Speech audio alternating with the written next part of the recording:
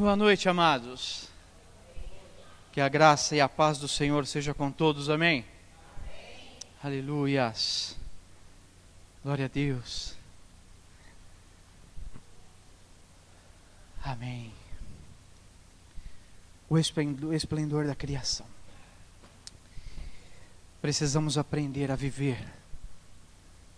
Viver como realmente somos.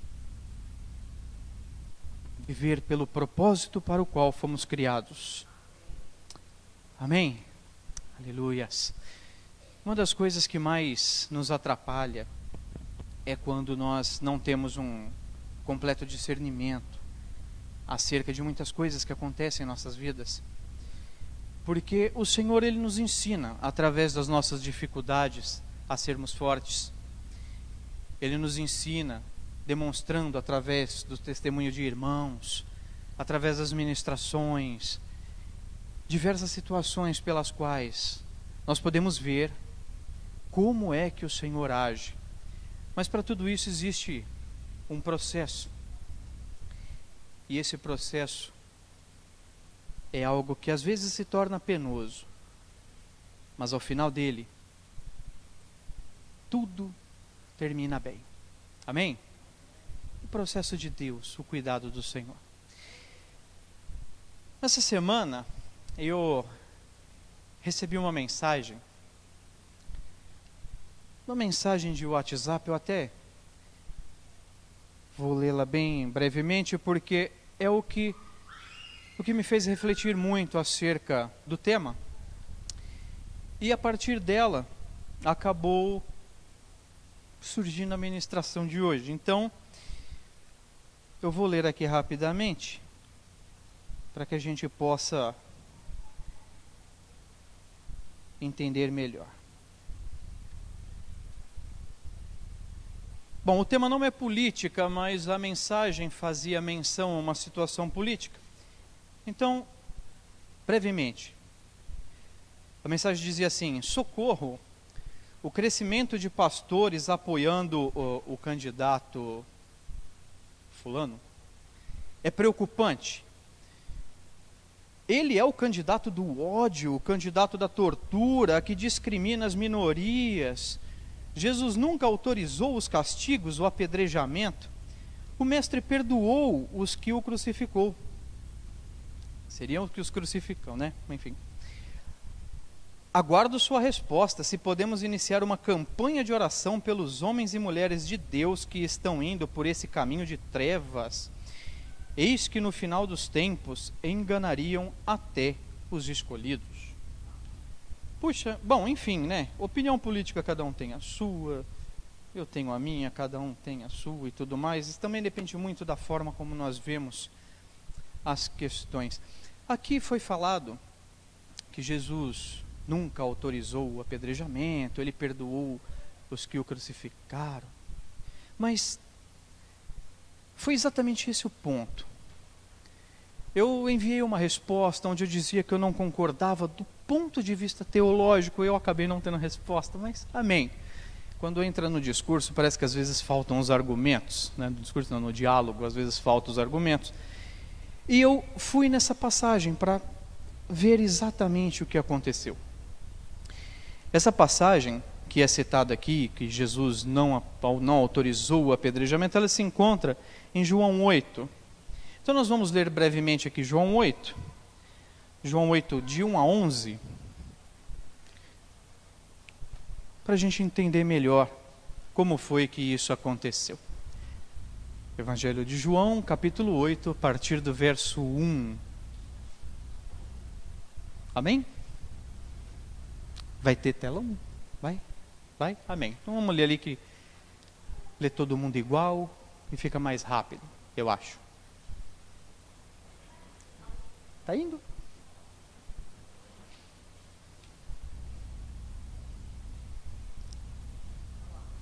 Amém.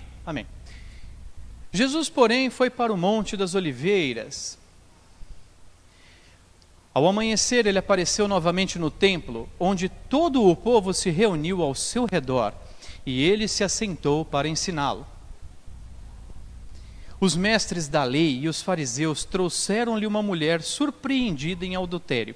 Fizeram-na ficar em pé diante de todos. E disseram a Jesus: Mestre, esta mulher foi surpreendida em ato de adultério. O grifo é meu, hein? Devia ser assim com uma força que eles gritavam isso. Na lei Moisés nos ordena apedrejar tais mulheres. E o Senhor que diz? Eles estavam usando essa pergunta como armadilha, a fim de terem uma base para acusá-lo. Mas Jesus inclinou-se e começou a escrever no chão com o dedo. Visto que continuavam a interrogá-lo, ele se levantou e lhes disse: Se algum de vocês estiver sem pecado, seja o primeiro a atirar a pedra nela. Inclinou-se novamente e continuou escrevendo no chão. Até o 11. Os que o ouviram foram saindo, um de cada vez, começando pelos mais velhos. Jesus ficou só, com a mulher em pé diante dele. Então Jesus pôs-se em pé e perguntou-lhe: Mulher, onde estão eles? Ninguém a condenou? Ninguém, Senhor, disse ela. Declarou Jesus: Eu também não a condeno. Agora vá e abandone sua vida de pecado. Algumas traduções dizem: vá e não peques mais. Amém? Amém. E essa foi a passagem acerca do apedrejamento. Mas eu não vi aí especificamente Jesus dispensando ela da culpa ou dispensando ela do castigo. Na verdade, esse texto traz outros detalhes. Uma das coisas que é o foco dessa mensagem é o confronto à hipocrisia. Muito além de perdoar a mulher pecadora, adúltera, esse texto cria um cenário que confronta a hipocrisia. Jesus usou o próprio pecado do resto do povo, daqueles homens que se diziam guardiões da lei, para colocar ela no mesmo nível. Afinal, dois pecadores não podem julgar um ao outro. Somente um santo poderia julgar um pecador. E isso foi destinado a Cristo. Até mesmo Deus não julga. Há um texto que diz que o Senhor não julga, mas Ele entregou todo o poder de julgar ao Filho, para que o Filho fosse naquele dia honrado, assim como o Pai foi. Cristo é o único que pode exercer o juízo, e é Ele quem julgará, não os hipócritas fariseus, não aqueles que seguem a lei. Esse era o foco do texto. E Jesus, como o nosso irmão Luiz disse, Jesus não veio revogar a lei. O Senhor veio para cumpri-la. Mas mais do que isso, Jesus veio trazer o complemento daquilo que foi ministrado através da lei. O complemento da lei é a graça. E quando Jesus disse: eu não vim para revogar, mas cumprir, ele apenas dizia que tudo aquilo que está na lei continua vigorando, mas tudo aquilo só faz sentido em nossa vida se nós compreendermos a graça que Ele trouxe ao mundo e que se encontra atrás da lei. Porque o texto reflete o caráter de Deus. Deus, Ele é visto através da palavra como testemunho de caráter dEle. Jamais a Bíblia seria capaz de revelar toda a grandeza e todo o esplendor de Deus. Não, aqui está registrado aquilo que se faz necessário para que nós venhamos a conhecer o Pai através do seu caráter. Nós teremos o contato direto com o Senhor naquele grande dia. Aqueles que prosperarem, que perseverarem até o fim.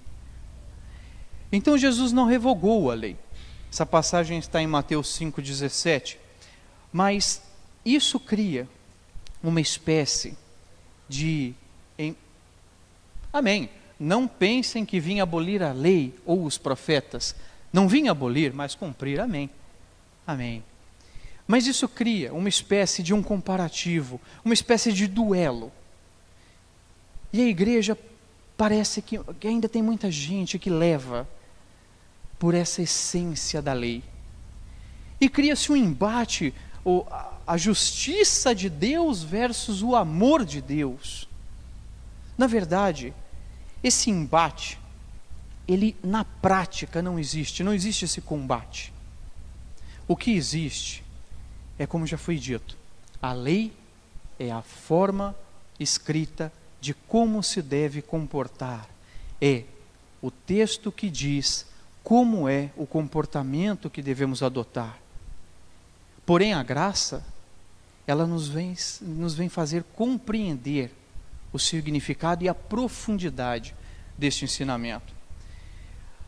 Na verdade, quando nós usamos o texto legal, o texto literal da lei, nós acabamos por enfadar o Senhor. O profeta Malaquias, em Malaquias 2, bem no finalzinho, já a partir do verso 17, Malaquias 2, ele diz: vocês têm cansado o Senhor com suas palavras. Como o temos cansado?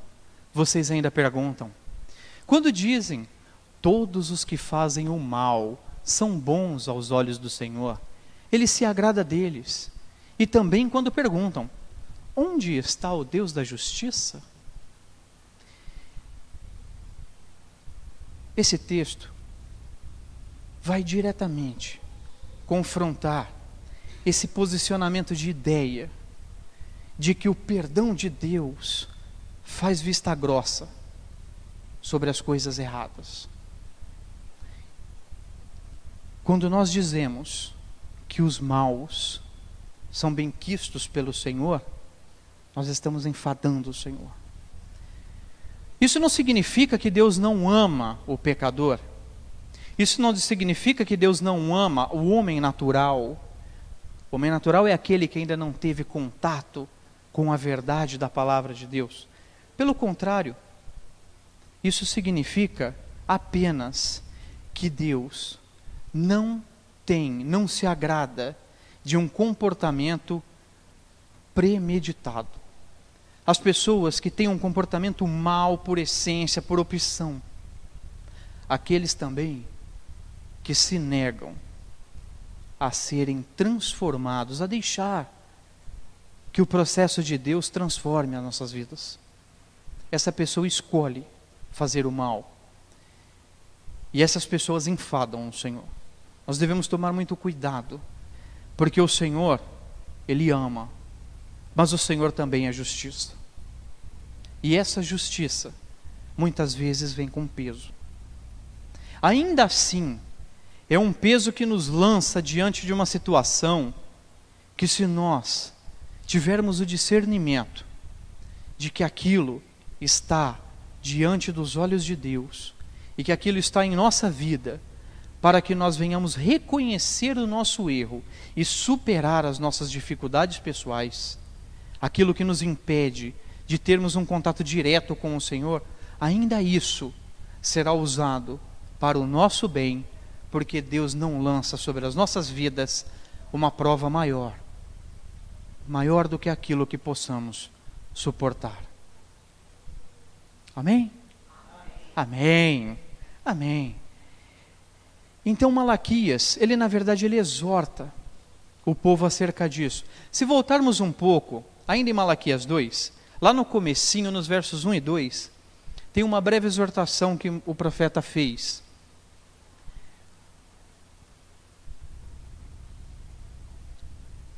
E agora esta advertência é para vocês, ó sacerdotes.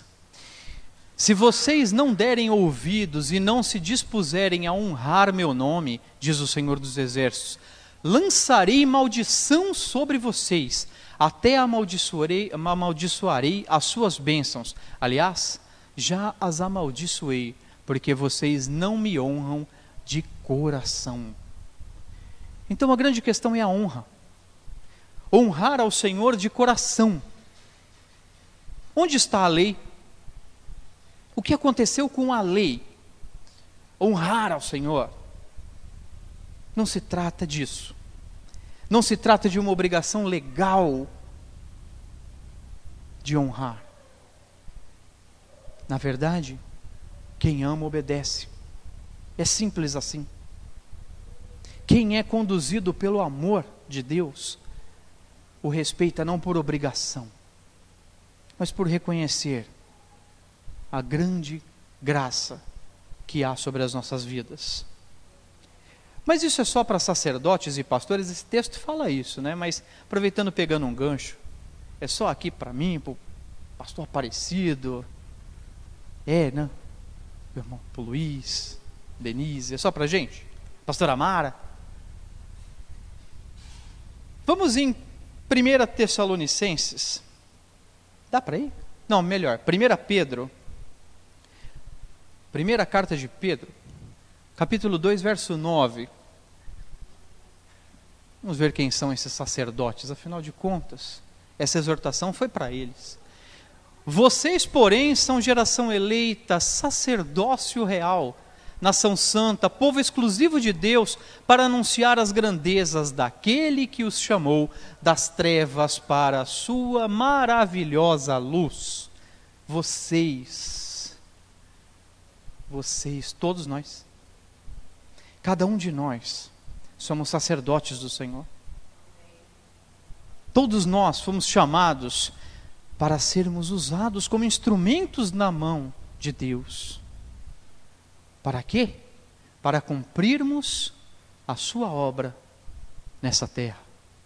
Todos nós somos sacerdotes. Todos nós, ministros da palavra. Todos nós somos embaixadores do reino.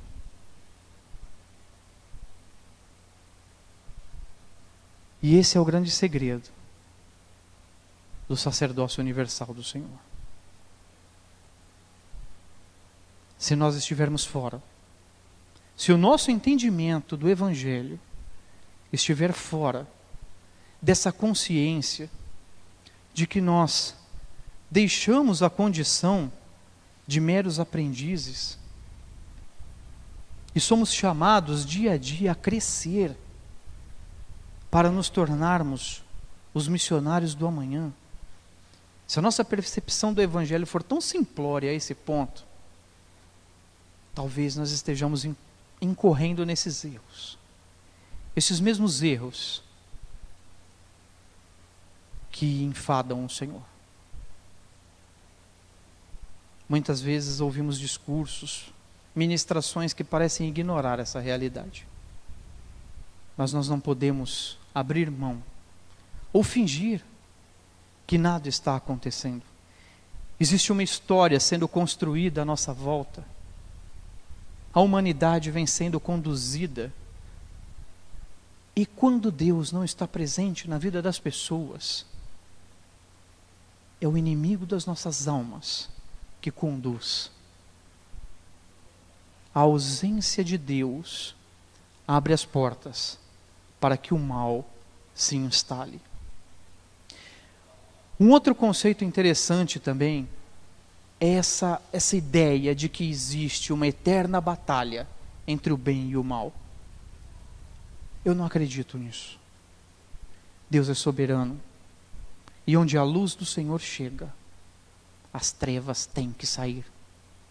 A treva, a escuridão não é nada além do que a ausência de luz.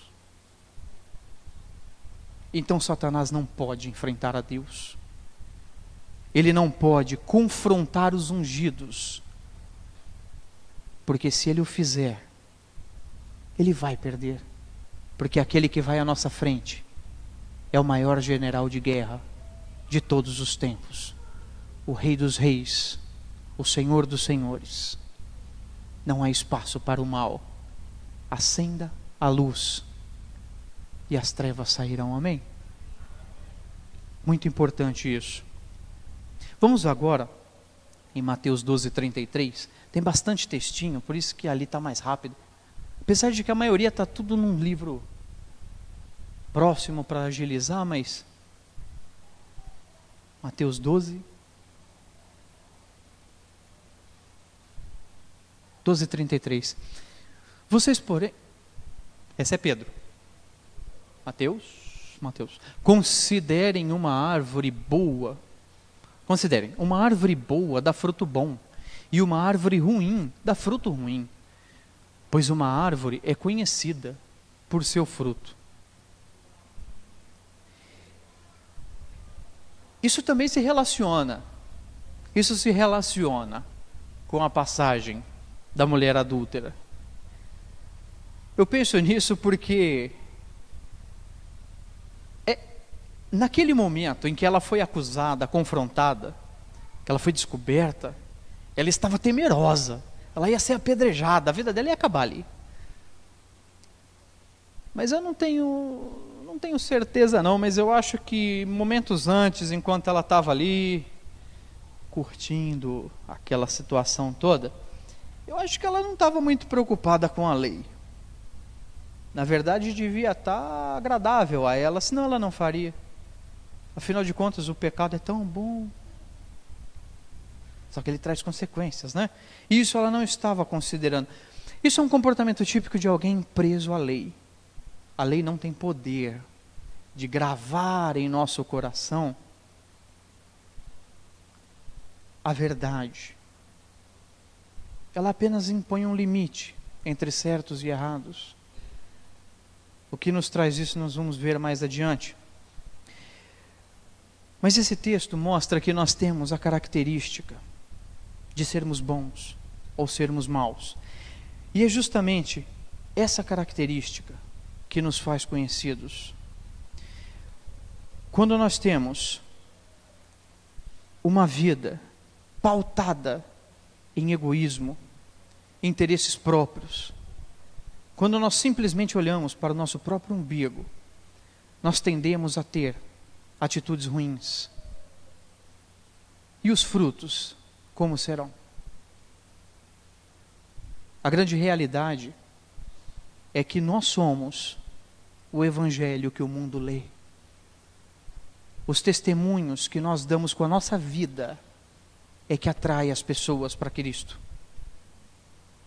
Então, se nós vivemos tão somente uma vida de regras, como aqueles fariseus viviam, nós não vamos contagiar ninguém com isso. Na verdade, o mundo já está cheio de pessoas que olham para dentro da igreja e dizem: lá vão os santarrões dos crentes. Eita, povo insuportável, gente chata, bate na porta da gente de domingo, ainda confunde a gente. A turma que sai aí, os testemunhas de... Bom, eu não vi a briga, eu também não posso testemunhar, mas enfim, como é que eu vou ser testemunha de quem eu não... Mas enfim, e essa situação coloca em xeque agora uma outra característica: a bondade versus a maldade. Nós não podemos deixar de ser maus tão somente pela nossa vontade. O primeiro passo é a decisão. Quando nós decidimos servir a Deus, a primeira coisa que a gente faz é decidir servir. Porque nós já recebemos alguma coisa, na verdade, o primeiro contato é involuntário. Nós somos envolvidos em uma atmosfera de glória, de amor, algo tão contagiante. Quem aqui se lembra do dia em que o Senhor tocou o coração pela primeira vez, o seu coração pela primeira vez?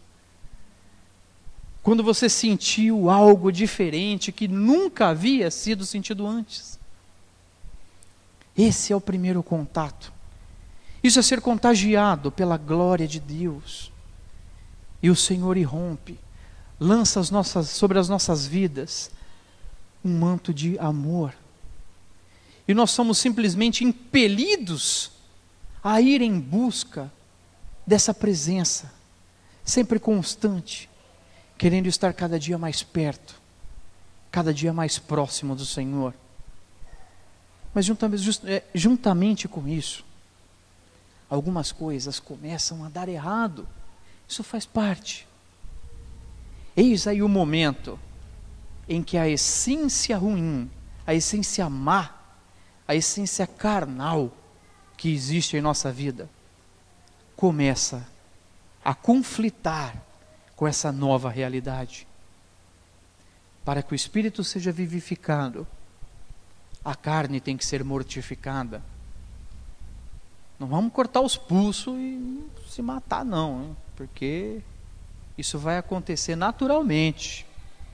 Haverá o dia em que nós seremos chamados. Mortificar a carne não é isso, não é tirar a própria vida. Mortificar a carne é deixar de ser seduzido pelos seus atrativos e passar a buscar em Deus os prazeres pessoais de uma vida na presença dEle. É viver em espírito. Não há outro meio de superar o domínio do pecado, senão mudar os nossos hábitos. Nós temos o hábito, nós pecamos por vício. O pecado em nossa vida é um vício. E para romper com ele, nós precisamos desenvolver um novo hábito. E que hábito é esse? Santificação. Nós devemos virar o foco da nossa vida.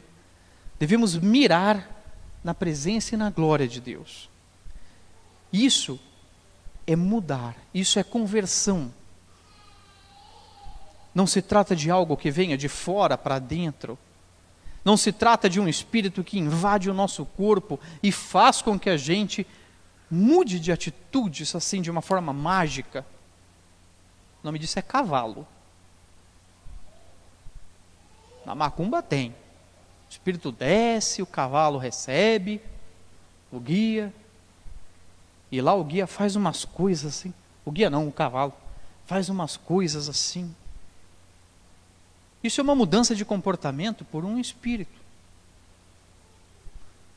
Com Deus, é estabelecido um processo de transformação.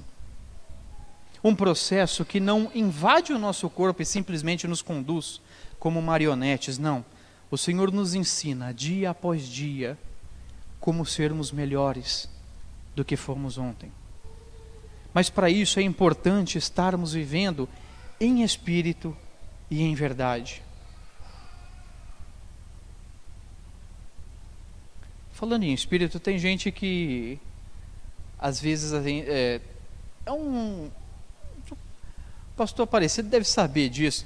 Tem muita gente que fala que espírito e alma é a mesma coisa, né? A gente tem uma disputa aí em algumas igrejas, a dicotomia ou a tricotomia.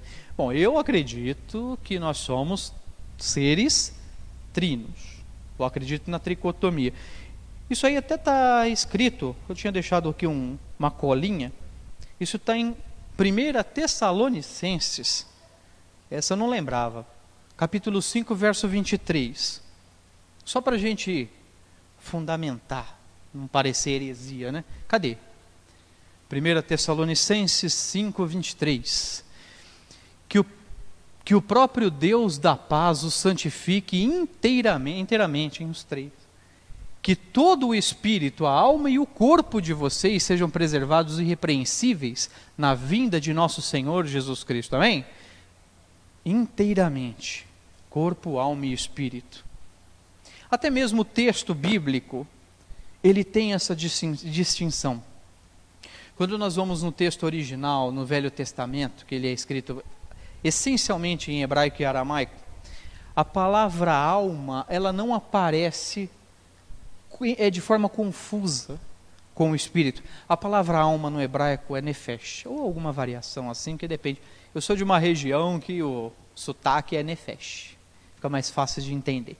Nefesh. No grego, a alma é psique.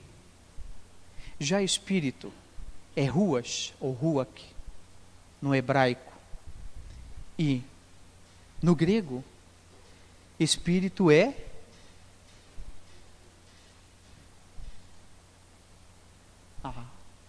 pneuma. Engraçado, pneuma. Pneumologista é aquele médico que cuida dos pulmões, não? Pneuma. Fôlego. Ar. Alma, psique. Alma, com essa palavra, até mesmo pela própria psicologia, ela dá a conotação, nos dá a entender que a alma, ela é a nossa própria essência, é o nosso eu interior. Se trata da nossa personalidade viva, o que nós somos, quem nós somos. Já o espírito é o fôlego, é algo que Deus coloca em nós, que caso seja tirado, o corpo imediatamente volta à terra. Essa palavra pneuma, ela também pode ser traduzida como força de vida, ou fôlego. Eis a grande distinção. Por quê? Se nós somos a alma, então o que vem a ser o espírito e qual a relação? Afinal, nós devemos ser inteiramente cuidados, santificados, de forma íntegra, integral. A nossa alma, nós somos influenciados pelas experiências com as quais nós nos relacionamos. Aquilo ao qual nós nos sujeitamos vão dizer o que nós seremos. Isso quer dizer que se você se sujeita às experiências da carne, você será influenciado, será inclinado aos desejos do pecado. Já se você for influenciado pelas experiências espirituais, você será inclinado para a santificação. Parece muito simples, mas na prática é muito difícil manter esse equilíbrio. É difícil se manter distante das coisas humanas, justamente porque a santificação é um processo. É um processo que não parte de nós, é um processo que parte de Deus. Nos cabe caminhar. O Senhor abre a porta, mas nós precisamos passar por ela, entrar neste caminho estreito, que não é um caminho sofrido, não, ele dói, ele arranha, porque na verdade ele arranca as escamas. Quando nós tomamos o conhecimento das verdades espirituais, as escamas dos nossos olhos são arrancadas. Isso pode parecer dor, mas isso é crescimento. E crescimento? Crescimento, tem um texto que fala de crescimento. Está em 1 Coríntios 3, nos versos 5 e 6. Esse breve texto diz.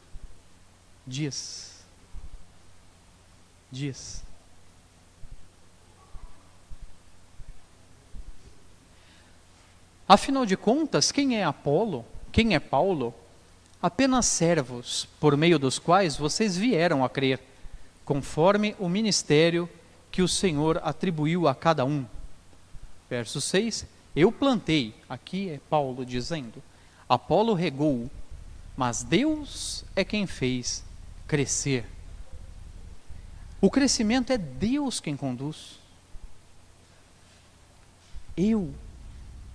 Aquela pessoa que ministrou o evangelho para você pela primeira vez, essa pessoa plantou.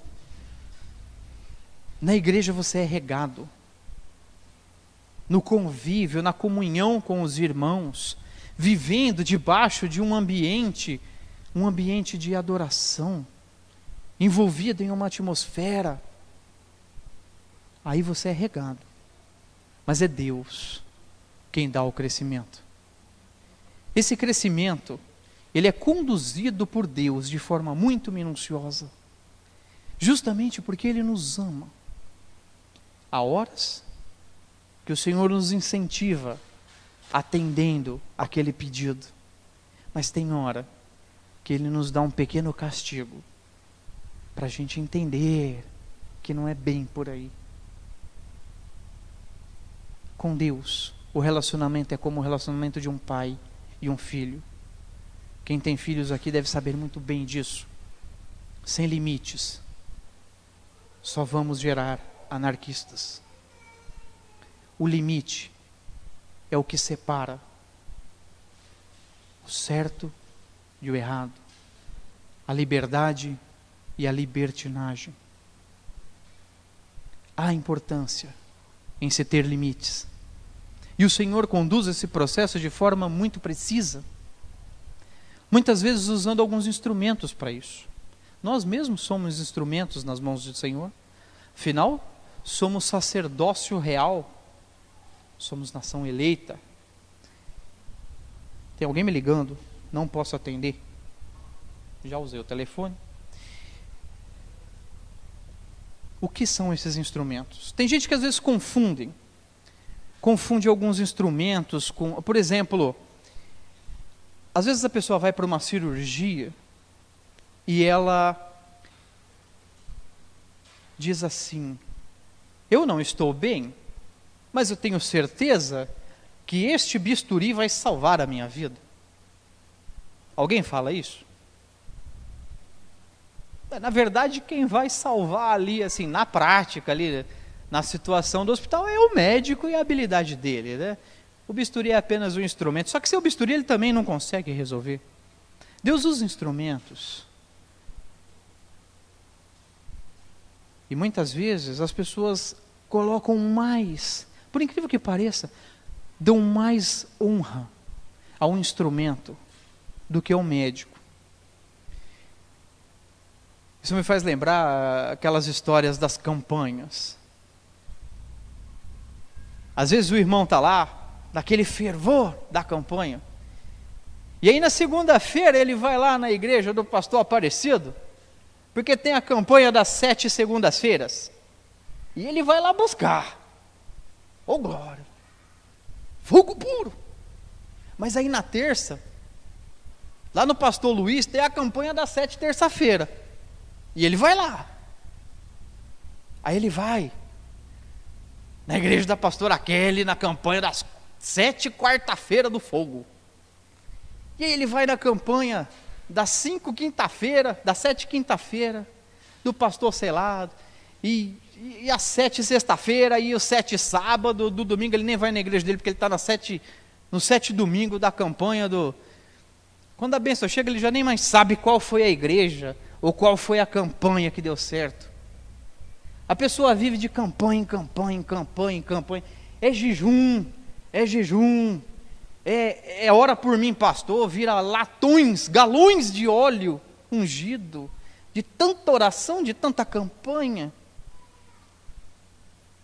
É Deus. A campanha é um instrumento. A campanha é aquilo que o Senhor coloca em seu coração como processo para que você passe, para que você seja transformado. Mas é Ele quem vai fazer. É o Senhor quem vai fazer, não é a sua campanha. Lembre-se, se o Senhor colocar um desejo no seu coração de fazer um voto, um propósito, faça. Faça, porque nesse propósito o Senhor vai te ensinar alguma coisa. Em geral, como sair do problema. Como ter o crescimento e ter o discernimento de que você pode sair e como é que você vai fazer para não voltar a ter esse problema. O Senhor está nos ensinando. Não fique de campanha em campanha. Creia que é Deus. Não é a unção do pastor A, B, ou C, ou D. É Deus. Não dê aos instrumentos, aos homens, a glória que pertence exclusivamente a Deus. E isso é processo. Voltamos ao processo. Mas na verdade nós somos ingratos por natureza, né? Muitas vezes a gente não se contenta com o pouco. Tem uma passagem, agora eu não lembro de estar, que Jesus foi logo no comecinho do ministério. Os irmãos de Jesus falavam assim, ia começar a festa dos tabernáculos, e eles falaram assim: Vá para a Galileia, porque se você quer ser visto, quer ser notado, você quer ser reconhecido, as pessoas precisam ver os milagres, os sinais que você opera. E Jesus simplesmente respondeu: para vocês sempre é tempo, mas para mim não é chegado o meu tempo. Havia um tempo certo. Eclesiastes 3 diz isso, 3. Há um tempo certo para todas as coisas, o Provérbios 3. A colinha. Pode mandar só para aí que eu esqueci. Provérbios? Eclesiastes, acertei. Eclesiastes 3, há um tempo certo para todas as coisas. Mas a nossa ingratidão de natureza tira esse foco e nos faz murmurar na presença de Deus. Isso só nos afasta mais. Isso só nos afasta. A saída para isso, o ponto principal, é como fazer para sair dessa situação. Nós somos corpo, alma e espírito. Tem gente que diz que contar assim é maçom, né? Corpo, alma e espírito, sei lá. Também. Corpo, alma e espírito. Bom, o corpo a gente alimenta comendo arroz, feijão, macarrão, lasanha, frango assado, né? Gostoso. Tem um monte de coisa boa, né? Eu sei bem o que é isso. Mas, e também tem água, tem Coca-Cola, tem suquita, suco de laranja. E assim a gente alimenta o nosso corpo. Existe um jeito certo, né? A gente faz errado, mas existe um jeito certo. Mas e o espírito? Se a nossa alma tende às coisas da carne ou às coisas do espírito, e o nosso corpo físico, ele precisa ser alimentado para sobreviver, então o espírito, por ser a própria essência de vida, talvez ele precise ser alimentado também, né? E o espírito gosta muito de toucinho. Não gosta não. O espírito é alimentado com palavra. Palavra de Deus. O alimento do espírito. Palavra. Tem uma passagem onde Jesus está diante do poço de Jacó? Um poço.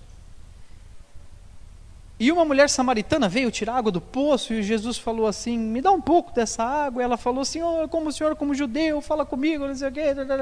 E ele respondeu: aquele que beber de mim, que sou a fonte, jamais terá sede outra vez. Jesus,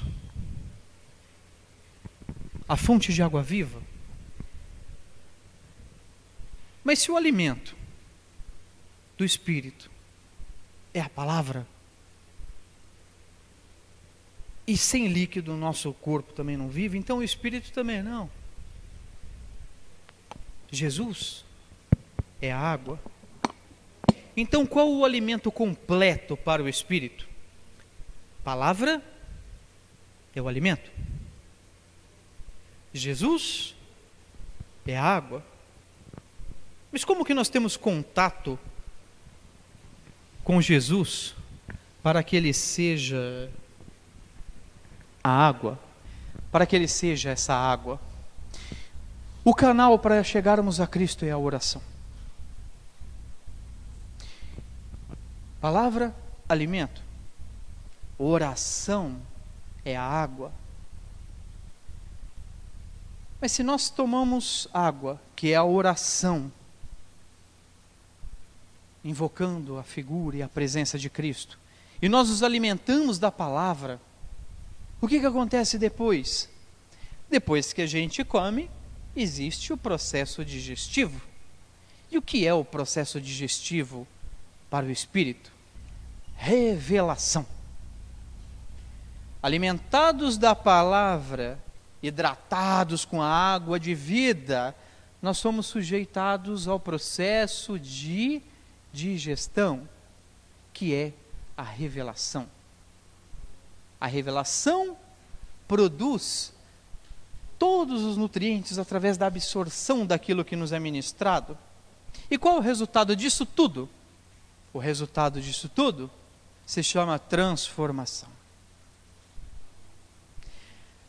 Transformação onde as coisas novas são absorvidas por nosso organismo espiritual e as coisas velhas são descartadas. Isso é muito similar com o que eu disse agora há pouco. Deixar as coisas erradas, decidir fazer as coisas certas, mas se sujeitar a esse processo, porque amando a Deus, conhecendo a Deus, nós vamos conseguir respeitá-lo, nós vamos desejar fazer a vontade dEle. E eis o processo: a alimentação do Espírito com palavra, com a água viva, que é o Senhor Jesus, através da nossa oração. O processo digestivo, que é a revelação. O Espírito Santo, ele traz esse entendimento do significado que há por trás dessa letra fria. A revelação que produz a transformação. Jesus cumpriu a lei integralmente. A graça e a lei não se opõem. A graça e a lei se completam.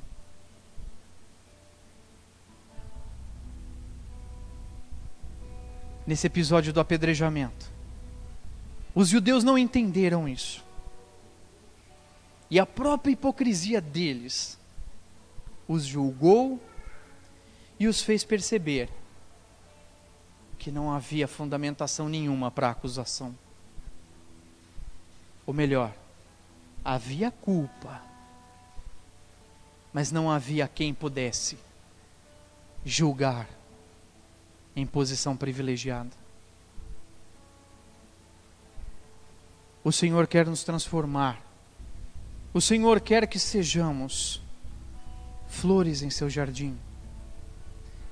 Ele quer que o adoremos em espírito e em verdade. E é assim, é dessa forma, através do grande segredo da oração, que nós vamos conseguir romper as cadeias dos pecados que nos acorrentam, que nós vamos conseguir nos sujeitar a uma vida de adoração em espírito e em verdade. Nós fortaleceremos o espírito e supriremos todas as necessidades, porque até mesmo enfermidades físicas se mostram com uma origem espiritual. A depressão é uma delas. Depressão mata, mas antes dela matar o corpo, ela vai sugando, minando o fôlego de vida,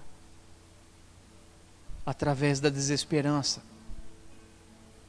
através do plantio de ideias equivocadas sobre um Deus carrasco, um Deus duro, áspero.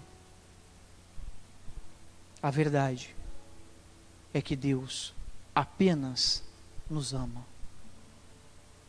E Ele nos trata na medida que precisamos ser tratados.